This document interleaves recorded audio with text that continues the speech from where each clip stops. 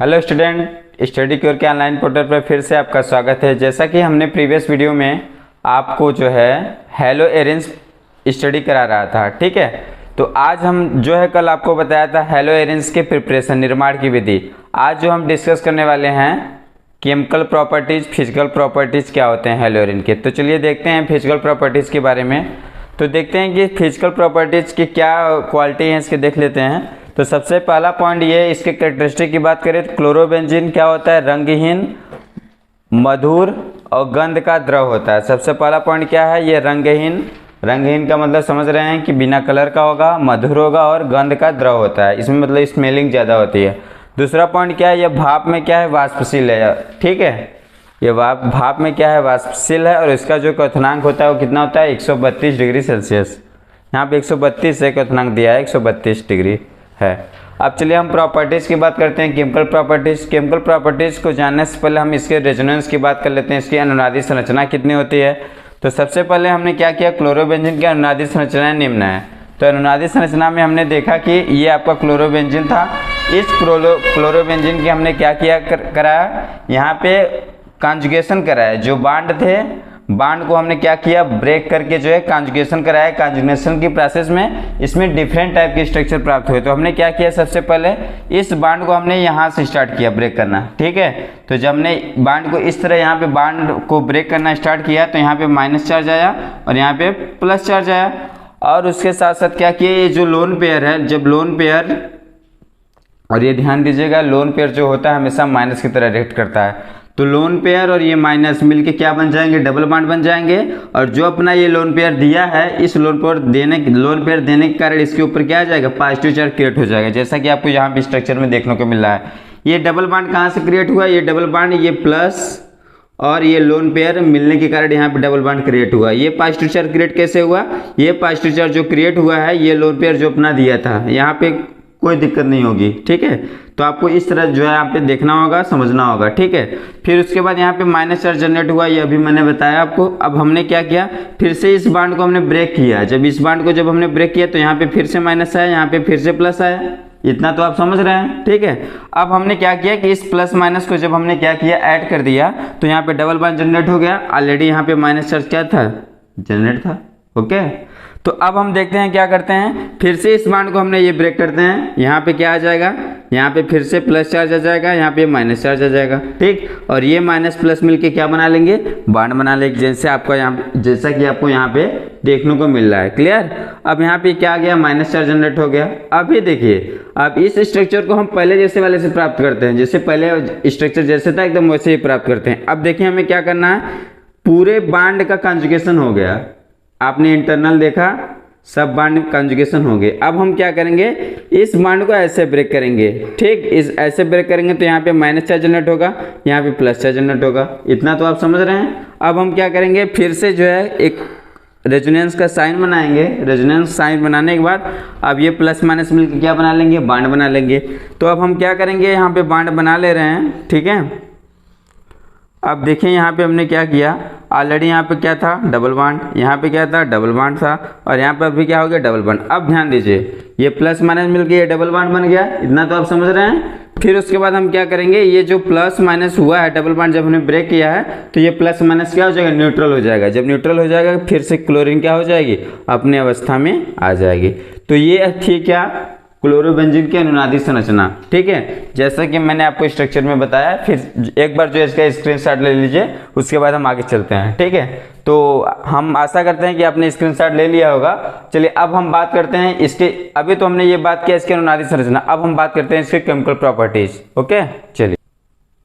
चलिए अब हम बात करते हैं प्रतिस्थापन अपक्रिया। अभी तो हमने क्या किया कि रेजोनेंस की बात किया, इसके रेजोनेंस के कितने स्ट्रक्चर थे। अब हम बात करते हैं इसके केमिकल प्रॉपर्टीज के। तो केमिकल प्रॉपर्टीज में सबसे पहला क्या, सब्स्टिट्यूशन रिएक्शन, जिसको बोलते हैं क्या, प्रतिस्थापन अपक्रिया। तो सबसे पहले हमने क्या कराया है कि हाइड्रॉक्सिल समूह द्वारा विस्थापन, क्लियर। तो अब देखिए हाइड्रॉक्सिल समूह द्वारा विस्थापन हमने क्या किया, क्लोरोबेंजीन की रिएक्शन जो है सोडियम हाइड्रॉक्साइड से कराया। जब क्लोरोबेंजीन की अपक्रिया हमने सोडियम हाइड्रॉक्साइड से कराया तो इसमें क्या हुआ कि जो इसका क्लोरीन था और इसका जो हाइड्रॉक्साइड ये है, तो आपस में रिप्लेसमेंट हो गया। देखिए तो ये जाके इसके साथ जुड़ गया, ये जाके इसके साथ जुड़ गया, तो बना लिया क्या ये C6H5OH प्लस NaCl, और इसका नाम क्या है आपका फिनॉल। ठीक है, चलिए ये तो पहला था। दूसरा हमने क्या किया कि एमिनो समूह द्वारा विस्थापन किया।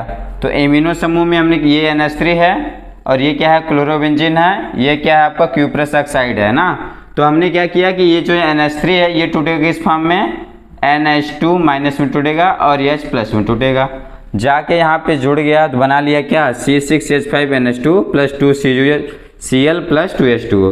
तो इस फॉर्म में ये ब्रेक होगा। ठीक, अब हम बात करते हैं साइनाइड समूह द्वारा विस्थापन। तो क्लोरोबेंजीन की अपक्रिया फिर से हमने कराया किससे, क्यूप्रस साइनाइड से कराया, किसके प्रेजेंस में 200 डिग्री सेल्सियस टेम्परेचर और पिरिमिडिन की उपस्थिति में। तो क्या बन गया है आपका C6H5Cn प्लस C, इसका नाम क्या हो गया फेनिल साइनाइड। क्या हो गया फेनिल साइनाइड और प्लस CuCl। ठीक, अब हम दूसरे, अब देखिए ये तो पूरे स्टेप किसके थे, प्रतिस्थापन अपक्रिया के थे।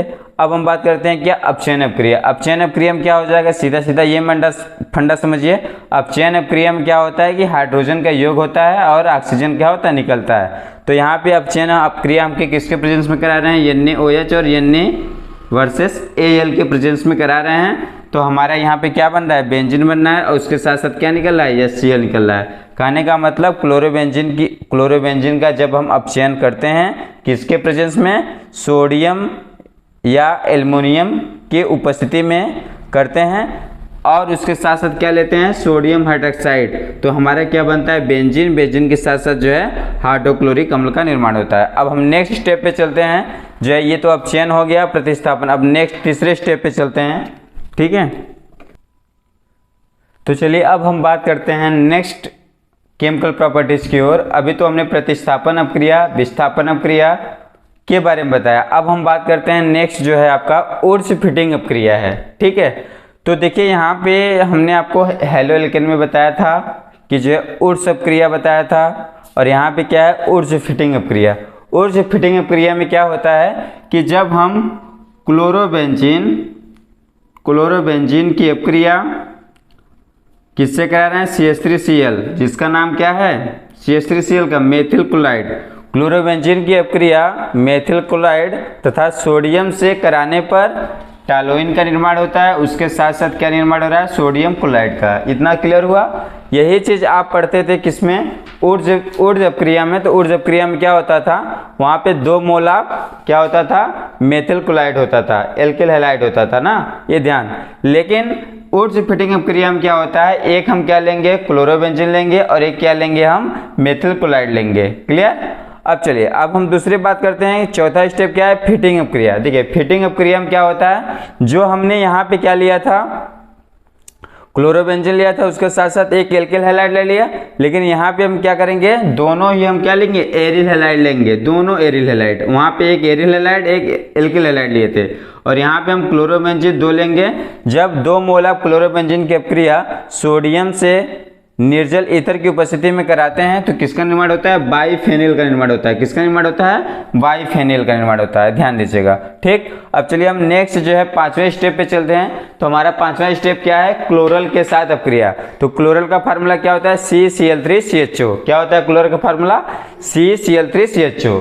अब हम ये देखिए 2 मोल आप क्लोरोबेंजीन लिए हैं, 2 मोल आप क्लोरोबेंजीन की अपक्रिया किससे कराए हैं, क्लोरल से कराए हैं। जब क्लोरल से कराते हैं तो हम यहाँ से क्या कर दिए हैं, H2O को बाहर निकाल दिए हैं। यहाँ पे आपको दिख ही रहा होगा, तो H2O को बाहर निकाल दिए, किसके प्रेजेंस में हो रहा है, H2SO4 की प्रेजेंस में। ठीक है, जब हम क्लोरोबेंजीन की अपक्रिया क्लोरल से कराते हैं तो वहाँ पे एक अच्छे कीटनाशक निर्माण होता है, उस कीटनाशक का नाम है क्या है, DDT। ठीक है, तो अब देखिए इस क्लोरल की अपक्रिया जब क्लोरोबेंजीन से कराया H2SO4 की उपस्थिति में तो किसका निर्माण हुआ, DDT का निर्माण हुआ, जिसका DDT का फुल फॉर्म क्या है, डाइक्लोरो डाइफेनिल ट्राइक्लोरोएथेन। ठीक है, इसको हम पढ़ते हैं क्या, पैरा डैश डाइक्लोरो डाइफेनिल ट्राइक्लोरोएथेन।